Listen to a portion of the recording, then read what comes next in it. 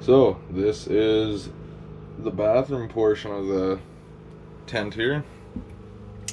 Got our air freshener, flush, deodorant, all the essentials. Wet wipes. So this is the actual composting toilet portion of it itself. Underneath here, got the little funnel, and don't worry, that is not backsplash. It's just dirt on the there's moisture on the bag, and then there's dirt. But so basically, when you're sitting on there, your number 2 falls in the back, number 1 hits the funnel basically and runs to the front. Did a bunch of research about composting toilets, and it works a lot more effectively if urine does not get into the compost itself, or the dirt portion. Breaks down faster. So basically how we do it.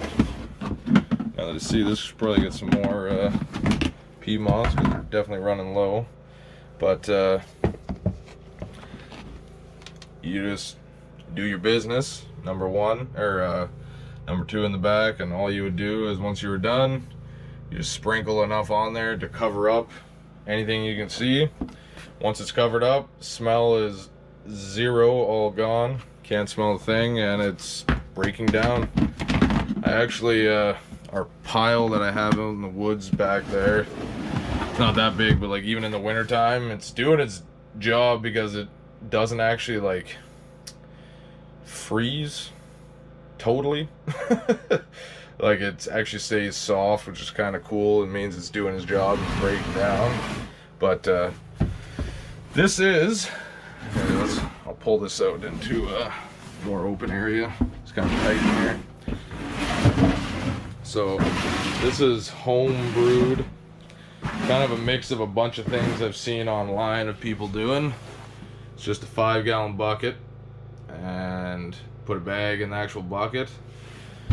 I cut another bucket at a I don't even know what kind of angle, just cut it off so it sloped down slightly.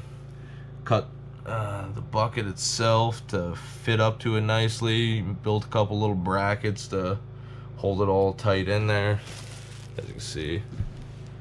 And just siliconed it up, try to keep any liquids going where they're supposed to go. Just used a sink trap. It's kind of dirty right now. It's more dust than anything else, but yeah, just sink trap going down into, it's actually a diesel exhaust fluid jug, but so you'll pee, boy or girl, that works fine either way, and it runs down into that bucket. After every trip, you just empty that bucket out, give it a rinse out, and then the back bucket there, usually you can go probably 4 or 5 trips, and then I empty it out just so it's not getting like overly full. And one downside of this design is if you let it get too full, you can't get the bag out half decent, because it's only half an opening. So yeah, once usually let it get to like 1/4 full, half full, and then you can weasel it out of there without making a mess, and it's good to go.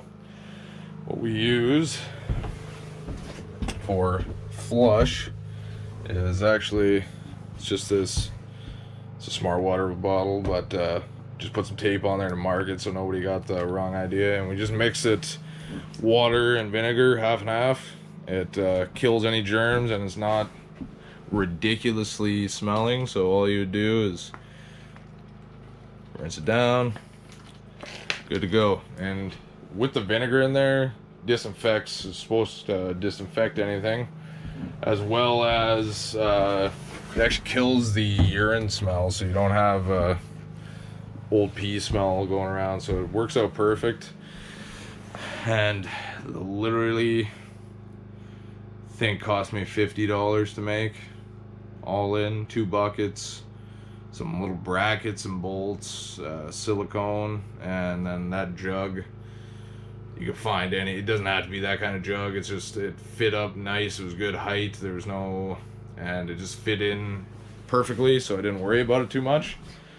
But yeah, it gets the job done. We'll bring it back in there. It just slides, not too bad either. It stays together.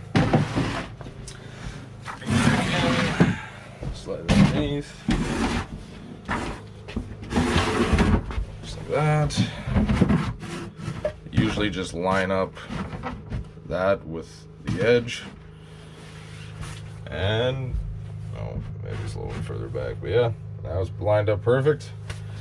Got the toilet seat, so you're not on plywood. Sit down and you're good to go. Nothing to it. And no honey buckets, because honey buckets are gross. But yeah, that's all let's do here, guys. Thanks for watching.